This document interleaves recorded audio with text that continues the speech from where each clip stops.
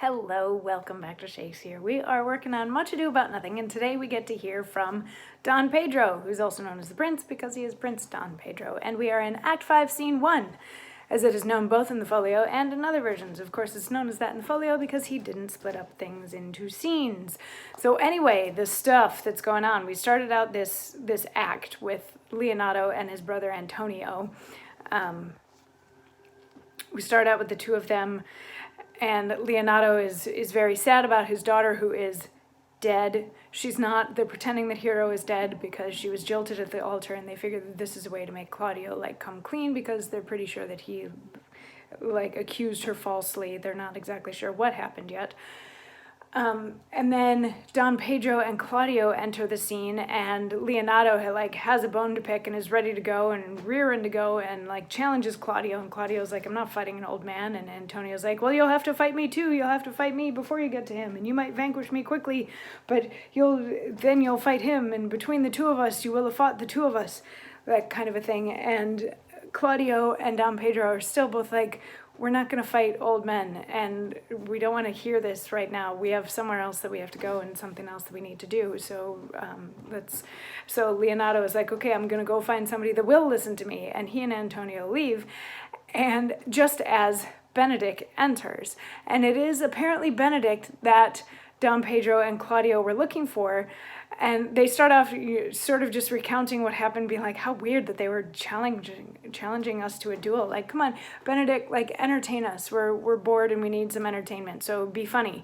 And Benedict, remember, he and Beatrice have told each other that they love each other. She told him that he needs to kill Claudio. He said, I'm not going to kill Claudio. She railed on him for a little while and was bemoaning the fact that she's female. So she finally convinced him to go and challenge Claudio. So when Benedict walks into this little conversation where the other two are like, entertain us and be witty and fun, Benedict is there to challenge Claudio to a duel to prove his love to Beatrice. So he's really not playing along, and they're trying to play all these word games with him, and he's not biting, and there's a little bit of back and forth, and Claudio says something clever, and Benedict is like, oh, you're really witty, aren't you? And Don Pedro says, I'll tell thee how Beatrice praised thy wit the other day. I said, thou hast a fine wit. True, says she, a fine little one. No, said I, a great wit. Right, says she, a great gross one. Nay, said I, a good wit. Just, she said, it hurts nobody. Nay, said I, the gentleman is wise. Certain, said she, a wise gentleman. Nay, said I, he hath the tongues. That I believe, said she, for he swore a thing to me on Monday night, which he forswore on Tuesday morning. There's a double tongue. There's two tongues. Thus did she an hour together transshape thy particular virtues. Yet at last she concluded with a sigh, thou wast the properest man in Italy.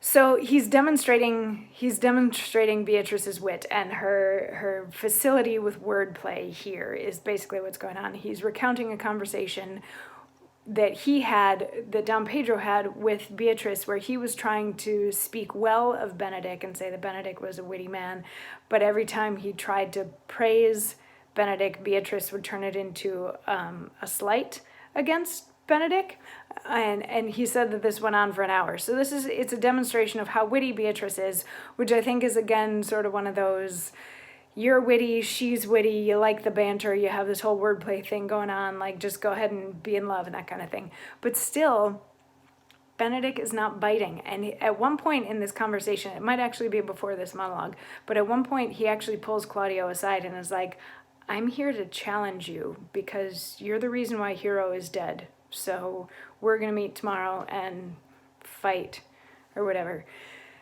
So after this little bit, Benedict is still not biting, and Claudio doesn't believe that the challenge is a real one.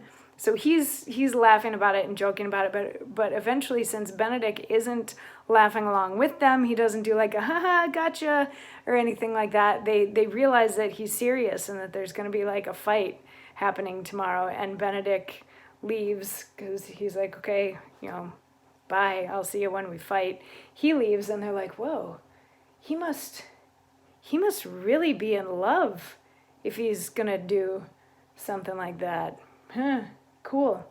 And then Dogberry and his crew enter with Verges and with Borachio and with Conrad, and we will dig into what happens when they join the scene tomorrow. I will see you then. Mwah.